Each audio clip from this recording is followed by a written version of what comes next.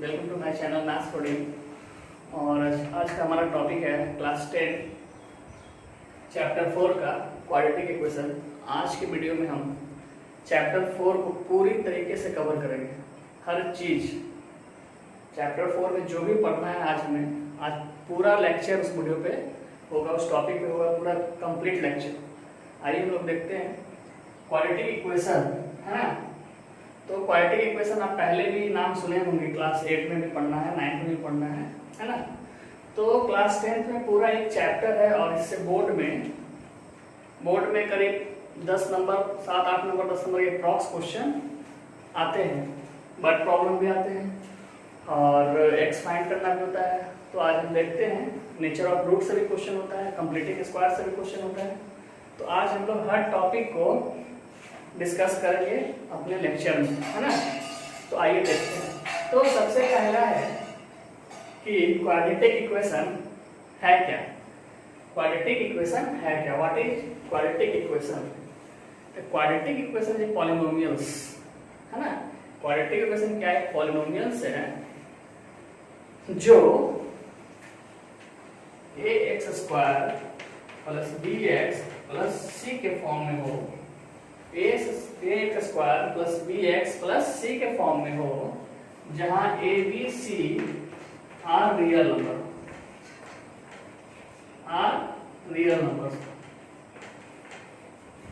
जहां a जो हो 0 के बराबर नहीं हो, नहीं हो। क्योंकि यदि अगर ये 0 के बराबर हो जाएगा तो हमारा जो गिवन इक्वेशन है वो लीनियर इक्वेशन बन जाएगा, लीनियर पॉलिनोमियल्स बन जाएगा। तो ये चीज हमेशा ध्यान रखिएगा कि जो हमारा a हो वो कभी भी 0 के बराबर नहीं हो, मगर b और c 0 के बराबर हो सकता है। इट कैन बी, है ना। b और c जो है वो 0 के बराबर हो सकता है, मगर a जो है वो 0 के बराबर नहीं होगा।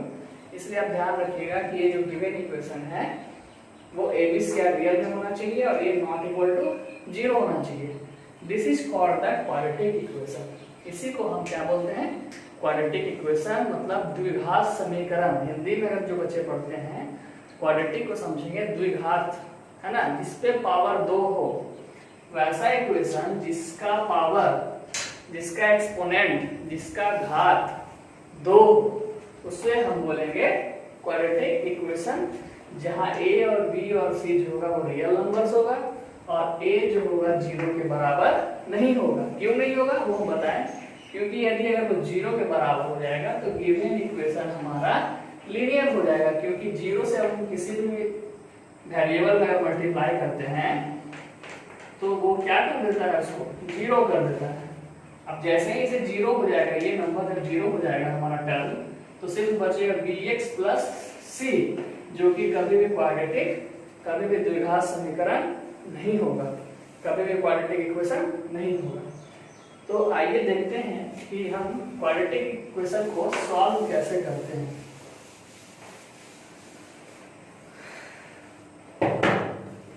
क्वाड्रेटिक इक्वेशन का सॉल्व करने का जो तरीका है वो हम लिख रहे हैं। पहला जो है फैक्टराइजेशन मेथड से करते हैं। फैक्टराइजेशन मेथड से करते हैं। सेकंड हम कंप्लीटिंग स्क्वायर के मेथड से करते हैं। Completing square on both side.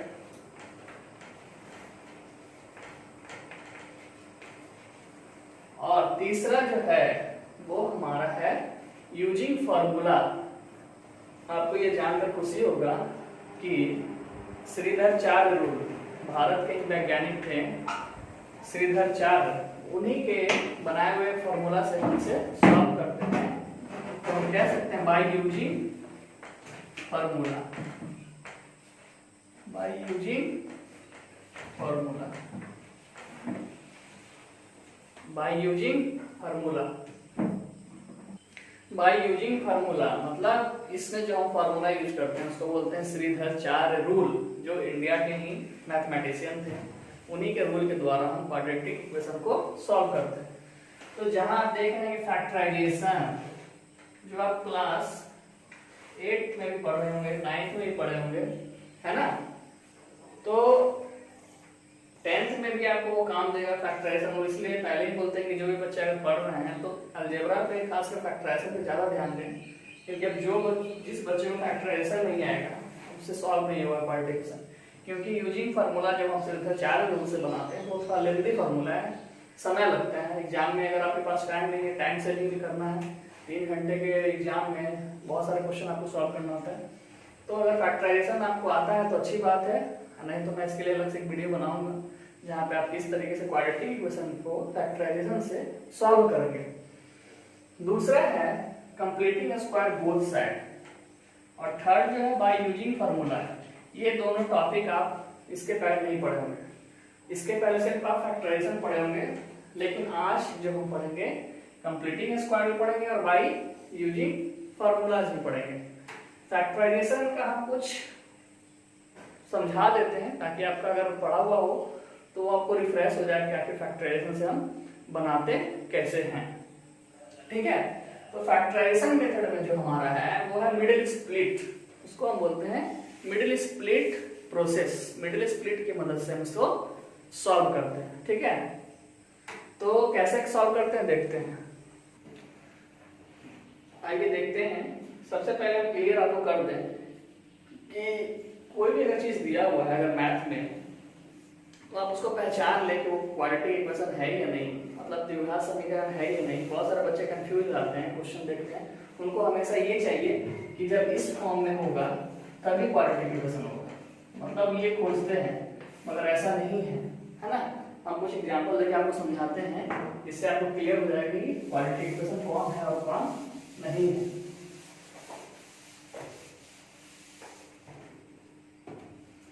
अगर हम एग्जांपल में लिखते हैं 2x square plus 6 equals to 0, 2 4x square equals to 0, 6 square minus 2 plus 6 equals to 0, 3x square minus 2x plus 6 equals to 0, है ना। तो यहाँ पे मैंने कुछ एग्जाम्पल लिखा है, इस एग्जाम्पल को आपको पहचानना है, देखना है, समझना है कि ये क्वाड्रेटिक इक्वेशन है या नहीं। तो जैसा कि आप फर्स्ट क्वेश्चन में देख रहे हैं 2x स्क्वायर प्लस 6, आप बच्चे खोजेंगे सर यहाँ पे ये तो नहीं है ना, bx तो नहीं है, फिर ये क्वाड्रेटिक इक्वेशन कैसे हुआ। तो ये क्वाड्रेटिक इक्वेशन कैसे हुआ, देखिए कैसे करते हैं इसको। 2x square plus 0x plus 6 equals 0। अब ये क्वाड्रेटिक है या कि नहीं, है ना। अब इसको क्वाड्रेटिक में कर दिए, तो आप कंफ्यूज नहीं करिएगा, सिर्फ अगर ये भी होता है, सिर्फ अगर ये भी होता है तो वो भी क्वाड्रेटिक इक्वेशन है ना। इसलिए आपको ये पूरा खोजने का जरूरत नहीं है, सिर्फ अगर आपको ये भी मिल जा रहा है क्वेश्चन में तो आप समझ जाइए कि वो क्वाड्रेटिक इक्वेशन है। उसी तरह सेकंड क्वेश्चन में भी आप देख सकते हैं उसी तरह से, ठीक है, यानी क्वाड्रेटिक है। इसमें हम देखेंगे तो इसमें पावर जो देखेंगे वो माइनस में आ गया, मतलब ये क्वाड्रेटिक इक्वेशन नहीं होगा, ये क्वाड्रेटिक इक्वेशन नहीं होगा। उसी तरह थर्ड क्वेश्चन में देखेंगे ये तो पूरे इक्वेशन पे ही बैठा हुआ है जो ये आपको चाहिए। तो इस तरीके से हम क्वाड्रेटिक इक्वेशन को पहचान लेते हैं कि जो हमारा गिवन क्वेश्चन है वो क्वाड्रेटिक इक्वेशन है या नहीं है। इसलिए ध्यान रखिएगा कि क्वाड्रेटिक इक्वेशन पहचानने में दिक्कत नहीं हो आपको और समझने में भी दिक्कत नहीं हो।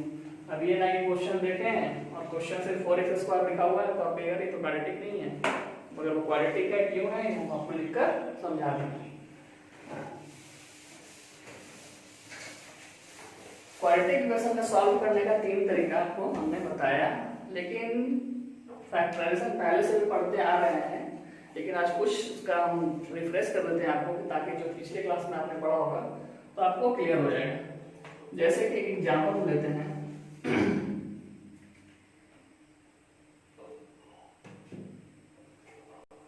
x प्लस 40, इसको हमको करना है फैक्टराइज, ठीक है, इसे हमें करना है फैक्टराइज। तो आप देखते हैं इसको कि किस तरीके से हम लोग इसको फैक्टराइज करेंगे। तो सबसे पहले आपको ध्यान में रखना है कि यहाँ पे हम साइन चेक करेंगे, है ना।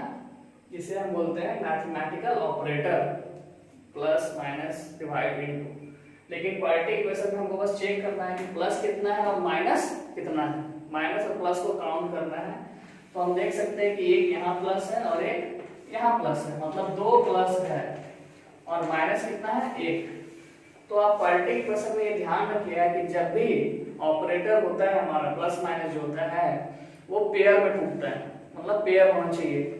अगर दो प्लस है तो दो माइनस होना चाहिए, ठीक है। अगर तीन माइनस है तो चौथा भी माइनस नहीं होना चाहिए। अगर तीन प्लस है तो चौथा भी जो टर्म होना चाहिए वो भी प्लस में ही टूटना चाहिए, तभी आपका वो फैक्टराइजेशन होगा, नहीं तो नहीं होगा। आप ऐसा नहीं कर दीजिएगा कि प्लस प्लस प्लस और माइनस, तो ये नहीं होगा, आपका मिडिल स्प्लिट से नहीं हो पाएगा।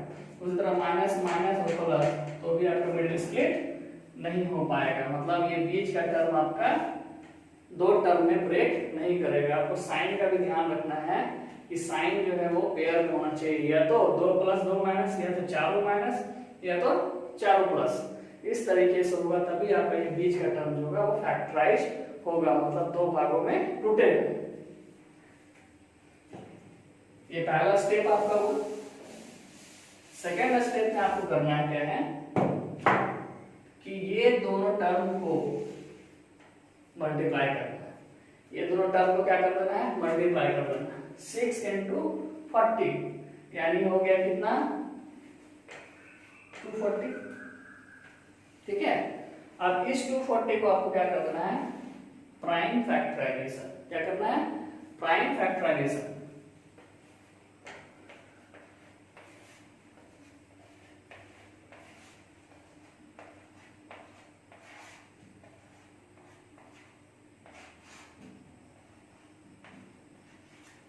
ये हमारा हो गया प्राइम फैक्टराइजेशन।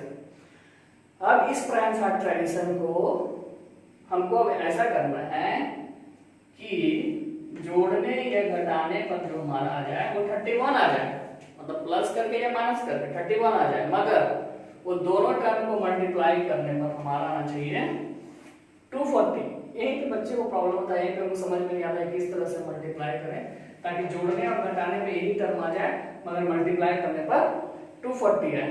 तो आप इसको कैलकुलेट, आपस में कैलकुलेट करके देख सकते हैं। 2 2 जा 4, 4 2 जा 8, ठीक है, 8 2 जा 16 और 5 3 जा 15। कितना आ गया, 8 2 जा 16 और 5 3 जा 15। अब हम देख सकते हैं कि ये दो टर्म हमको मिला। अब इस दोनों टर्म को क्या करें, प्लस करके देखिए। 6 5 11 2 1 3 31, मतलब ये बीच का टर्म हमारा आ रहा है, ठीक है। अब इस दोनों को मल्टीप्लाई करके आप देखिए,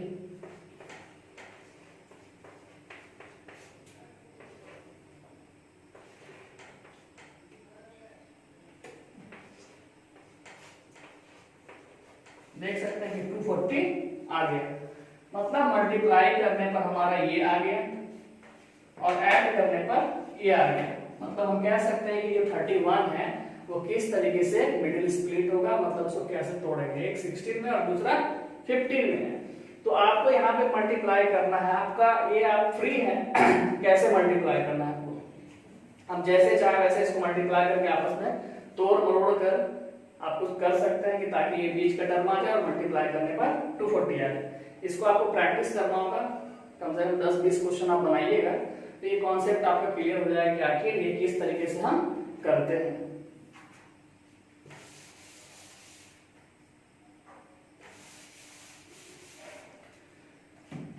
अब हम लिखेंगे 6x square minus 16x minus 15x और प्लस 40 इक्वल्स 0।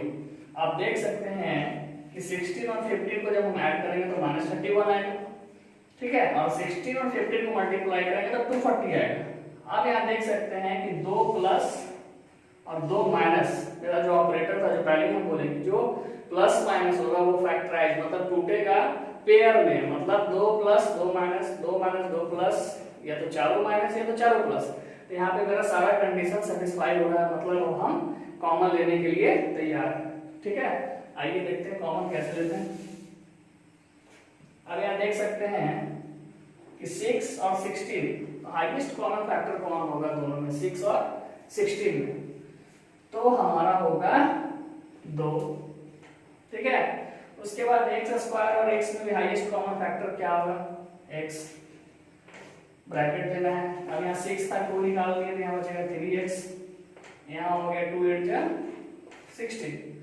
अब उसी तरह यहाँ हमको लेके चलना है, तो -5, तो 5 में कितना मल्टीप्लाई करें, 15 आएगा 3x और -5 8 जा 40 इक्वल्स टू 0। अगला स्टेप हमको जो देखना है कि जो ब्रैकेट में आना चाहिए, अगर आपका ब्रैकेट में आया हुआ टर्म अगर सेम है, इसका मतलब आपने फैक्टराइजेशन का मेन स्टेप जो है आप सही कर लिए हैं, मतलब आप फैक्टराइजेशन करने के लिए, आंसर लाने के लिए एकदम तैयार हो गए हैं और आपका क्वेश्चन सही बन रहा है। अब आंसर आने के लिए आप रेडी हो चुके हैं। तो आप क्या कर सकते हैं, फैक्टराइजेशन विद हम लोग बताएं कि जो कॉमन होता है उस कॉमन टर्म को हम लोग बाहर निकाल लेते हैं। तो हमारा कॉमन टर्म क्या है, 3x - 8, और बचा हुआ कौन कौन है हमारा, 2x - 5 इक्वल्स टू 0। अब हमारा यहाँ x का वैल्यू निकलेगा, ठीक है, क्योंकि हमारा क्वेश्चन फैक्टराइजेशन हो चुका है, तो अब हमारा x का वैल्यू निकलेगा। एक बार इस टर्म को 0 कर देना है और एक बार इस टर्म को 0 कर देना है, ठीक है। तो जैसे ही इस टर्म को 0 करते हैं तो 3x बराबर क्या हो जाएगा, 0। इसका मतलब x बराबर ये माइनस इधर जाएगा तो +8/3, ठीक है।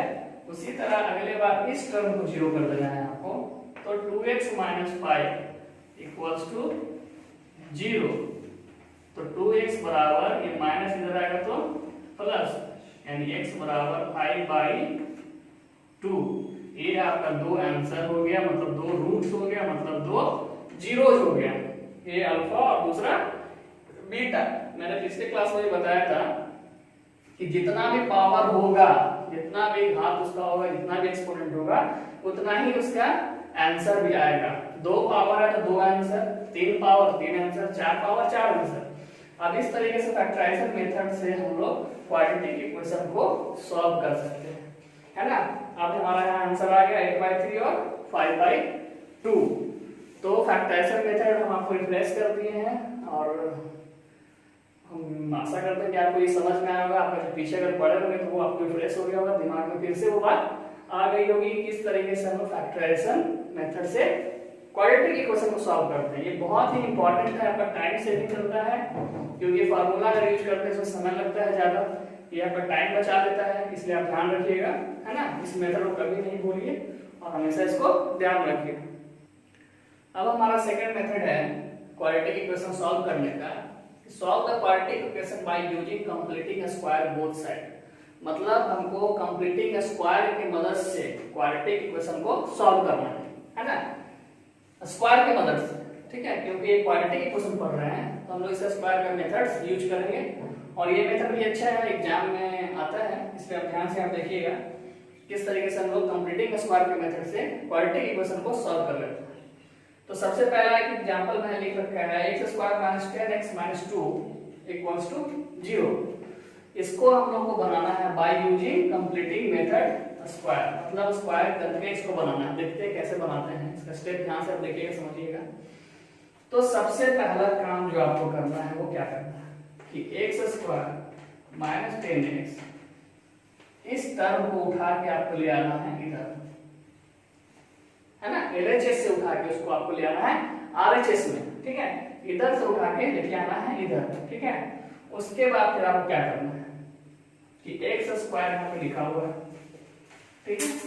अब इसको 10x को हम कैसे लिखेंगे, है ना। 10x को प्राइम फैक्टराइजेशन करते हैं, किस तरीके से हम 10x को लिखेंगे। तो इसको हम लिख सकते हैं 2 × x × 5 लिख सकते हैं, 2 × x 2x और 2x × 5 10x, यही आ गया, ठीक है। उसके बाद हम क्या करेंगे कि ये 5 जो मेरा आ रहा है यहाँ पे वो एक्स्ट्रा आ रहा है, मतलब क्वेश्चन में तो कहीं 5 है नहीं, 5 एक्स्ट्रा आ रहा है हमारे पास। तो आप उसको क्या करिएगा कि 5 का स्क्वायर कर लीजिएगा, ठीक है, 5 का स्क्वायर कर दीजिएगा खुद से, और इधर जब 2 है तो हम जैसा जानते हैं कि जब हम इक्वेशन सॉल्व करते हैं, अगर कोई काम एलएचएस में करते हैं वही काम हमको आरएचएस में भी करना होता है, कि ताकि कि क्वेश्चन में कोई भी परिवर्तन, कोई भी चेंज नहीं हो। जो काम आप एलएचएस में करिए वही काम आपको आरएचएस में भी करना होता है, ताकि क्वेश्चन जो है जैसा है वैसा ही रहे, उसके रूप को आपको नहीं बदलना है, क्योंकि क्वेश्चन आपको जो दिया हुआ है उसमें आपको चेंजिंग करना अलाउ नहीं है। तो 5 स्क्वायर यहाँ भी हम लोग कर देंगे, ठीक है। उसके बाद मेरा थर्ड स्टेप में आप देखिएगा, आप देख सकते हैं कि एक फार्मूला हो गया a square plus b square minus 2ab, it means a minus b का होल स्क्वायर, और इधर सॉल्व करेंगे तो 5 का स्क्वायर 25, अब यहाँ हो गया x माइनस 5 का स्क्वायर 25 और 2 27। अब देखिए मेरा इधर जो हम क्वेश्चन जिस मेथड से हमको बनाना था वो आया कि नहीं, कंप्लीटिंग स्क्वायर मेथड। देखिए इधर मेरा स्क्वायर आ गया। आपको किसी तरह से एलएचएस में स्क्वायर लाना है with the help of this process. इस प्रोसेस की मदद से आपको एलएचएस में किसी तरीके से आपको स्क्वायर लाना ही लाना है। अब जैसे आप जानते हैं कि हाँ इधर स्क्वायर आ गया, अब स्क्वायर जब इधर से हट के आरएचएस में जाएगा तो वो क्या हो जाएगा, अंडर रूट में चला जाएगा, मतलब अंडर रूट 27, ठीक है।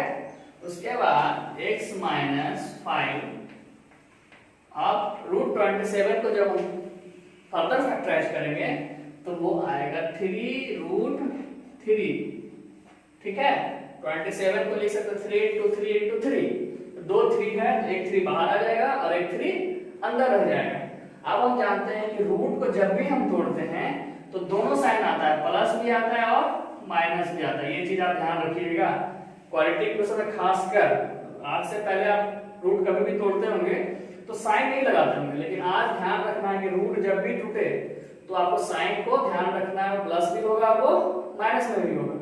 अब यहां से हम निकालेंगे x बराबर 3 रूट 3, ये माइनस इधर आएगा तो प्लस, ये आंसर हो गया। दूसरा जो होगा प्लस लिए थे, अगले बार माइनस लेंगे, 3 रूट 3 प्लस 5, ये हमारा दोनों आंसर हो गया। कंप्लीटिंग स्क्वायर के मदद से हमने अल्फा और बीटा भी निकाल लिए, है ना। तो इस तरीके से हम लोग कंप्लीटिंग स्क्वायर मेथड से क्वाड्रेटिक इक्वेशन को सॉल्व करते हैं, है ना। फिर से आप देखिए, फिर समझिए इसको। कोई भी क्वाड्रेटिक इक्वेशन अगर लिखा हुआ है तो सबसे पहला काम करना है कि इसे उठा के आपको आरएचएस में लेके जाना है। पहला काम, कुछ भी हो यहाँ पे कांस्टेंट जो हो उठा के आपको उधर लेके चले जाना है। उसके बाद जो इधर है उसको लिख देना है x स्क्वायर। अब इसको ऐसे तोड़ना है कि वो फार्मूला पे आ जाए, या तो a प्लस बी के होल स्क्वायर पे है या तो a माइनस बी के होल स्क्वायर पे। यही दोनों मेथड आपको काम देगा इस टॉपिक से क्वेश्चन को बनाने में। तो आप देख सकते हैं कि यहाँ माइनस है, इसका मतलब इस फार्मूला पे हम इसको तोड़ना होगा। तो 10x में तो इस फार्मूला को लिखते हैं a square plus b square minus 2ab, मतलब हर बार आपको 2 पहले करना है। यहाँ कुछ भी हो आपको 2 पहले करना है। 2 कर लिए, a हमको पता है x, अब 2x में कितना मल्टीप्लाई करें कि 10 आ जाए, तो 2x में 5 मल्टीप्लाई करेंगे तो 10 आएगा, 5 2 जा 10x, मतलब ये आ गया मेरा। उसके बाद आप देख सकते हैं कि 5 जो है वो हमने अपने मन से किया है, एक्स्ट्रा लगाया, तो जो काम आप एक्स्ट्रा करेंगे आप वही काम एक्स्ट्रा प्लस में इधर करेंगे। उसके बाद जो काम एक्स्ट्रा प्लस में आप एलएचएस में करिएगा वही काम आपको आरएचएस में भी करना है। ध्यान से समझिएगा, जो काम आपने एलएचएस में किया है वही काम आपको आरएचएस में भी करना है। उसके बाद आप देख सकते हैं कि ये पूरा फॉर्मूला पे आ गया, इस पे a square plus b square minus 2ab, है ना। इसको आप शॉर्ट में सीधे हम लिख सकते हैं a माइनस b का होल स्क्वायर। अब जैसे ही होल स्क्वायर किए तो एलएचएस में आरएचएस में जाएगा तो अंडर रूट में जाएगा। अब अंडर रूट में जब टूटेगा तो दोनों सैंपल में टूटेगा, प्लस में भी और माइनस में भी। तो पहला बार प्लस को सॉल्व किए और दूसरे बार माइनस को सॉल्व करिए। इस तरीके से क्वाड्रेटिक इक्वेशन का दो आंसर, दो जीरोस या दो रूट्स आया, जिसको हम अल्फा और बीटा बोलेंगे, है ना। तो कंप्लीटिंग स्क्वायर मेथड भी आप लोगों ने समझ लिया। अब हमारा थर्ड मेथड है श्रीधर रूल, जिसको हम लोग यूजिंग फार्मूला भी बोलते हैं, मतलब फार्मूला के मेथड से हमको बनाना होता है। अब उस मेथड को हम अब देखेंगे। अब हमारा थर्ड मेथड है श्रीधर रूल, है ना। क्लास 10th में जो ये पढ़ना है इंपॉर्टेंट। अगर आप दोनों मेथड नहीं नहीं समझ में आ रहा है, जो आप भूल भी जाते हैं, तो कोई दिक्कत नहीं है, आप सिर्फ इस मेथड से भी बना सकते हैं। बस इसमें थोड़ा प्रॉब्लम ये है कि आपको फार्मूला याद करना पड़ेगा। ठीक है, ध्यान से देखिएगा। श्रीधर रूल, आपके पास आजादी है कि आप कौन सा मेथड से आप बनाएं।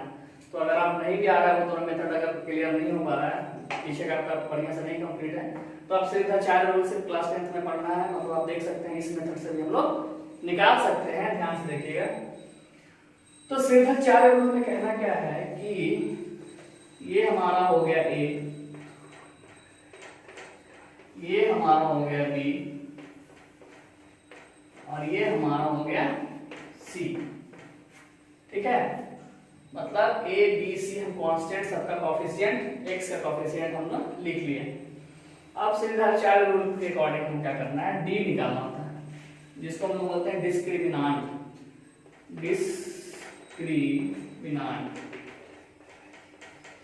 ठीक है, ये एक फार्मूला होता है बी स्क्वायर माइनस 4ac। ठीक है, डिस्क्रिमिनांट बराबर होता है बी स्क्वायर माइनस 4ac। तो आप देख सकते हैं कि b क्या है हमारा 3, 4 है तो 4 ही रहेगा, a क्या है 7, c क्या है -4। अब मल्टीप्लाई करें, 3 का स्क्वायर 9, माइनस और माइनस प्लस। अब जैसे मल्टीप्लाई कर दिए कितना हो जाएगा, 4 4 जा 16 और 67 जा 112, है ना। ठीक है, उसके बाद अब इसको ऐड कर दीजिए, तो कितना हो गया 121।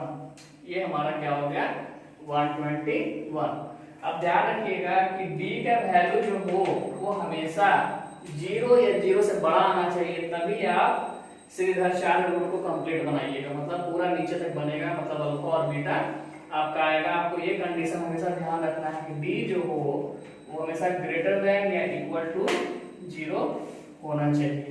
डिस्क्रिमिनेंट जो आएगा वो हमेशा आप ये चेक कर लीजिएगा कि जैसे ही अगर यहाँ पे आ गया -10 -12, यानी अब आगे नहीं बनेगा, तो वहीं पे स्टॉप हो जाएगा क्वेश्चन, जो कि क्लास 10 तक ही पढ़ना है। फिर आगे आप 11 12 में जाइएगा तो उसको सॉल्व कर सकते हैं, मगर क्लास 10 तक में आपको जहां निगेटिव यहाँ पे आ गया, यहाँ जैसे ही निगेटिव आया तो आपको आगे सॉल्व नहीं करना है।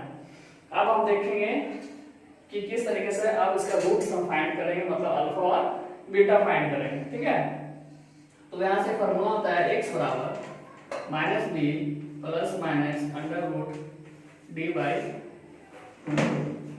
ठीक है, इसको भी आपको याद करना है। जिस तरीके से ये फॉर्मूला आपको याद करना पड़ेगा, मतलब इसमें फॉर्मूला जब तक आपको याद नहीं है तब तक आपको क्वेश्चन नहीं बनेगा। उसी तरीके से x निकालने के लिए ये फॉर्मूला आपको याद करना होगा।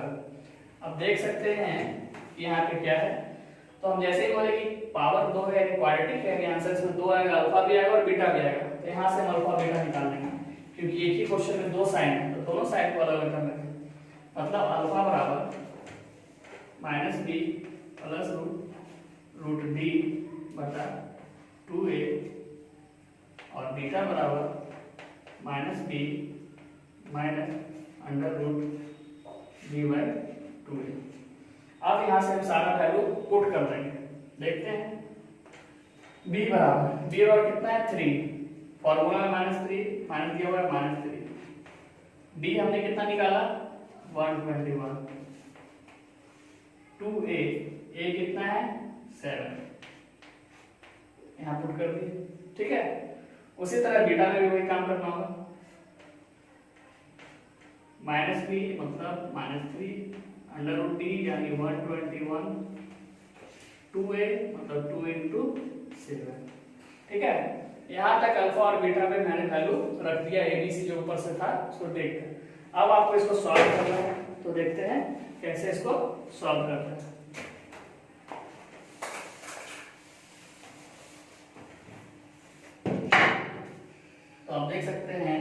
कि अल्फा बराबर है -3 प्लस 121। 121 का रूट कितना होता है 11, -3 प्लस 11 बाई 7 2 या 14। इसी तरीके से बीटा बराबर -3 -11 बाई 14। अब यहाँ से अल्फा बराबर 11 में से 3 गया तो 8 बाई 14, और इधर से बीटा बराबर हो गया 11 और 3 -14 बाई 14। ये तो 14 14 कट गया तो 1, मतलब इसका आ गया -1, और इधर से आया 2 4 जा 8 2 7 जा 14, मतलब 4 बाई 7 इसका आंसर हो गया। इस तरीके से अल्फा और बीटा फाइंड हो जाएगा। अल्फा का वैल्यू 4/7 और बीटा का वैल्यू -1। इस तरीके से श्रीधर चार्ट रूल से हम लोग क्वाड्रेटिक इक्वेशन को सॉल्व करते हैं।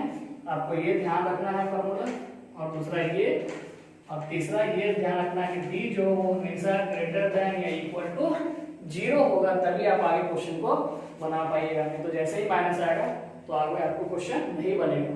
इसका यूजेज हम थर्ड टॉपिक में पढ़ेंगे, जहाँ होगा नेचर ऑफ रूट्स के बारे में। ठीक है, तो यहाँ तक तो आपको वीडियो समझ में आया होगा। आइए अब देखते हैं नेचर ऑफ रूट्स के बारे में।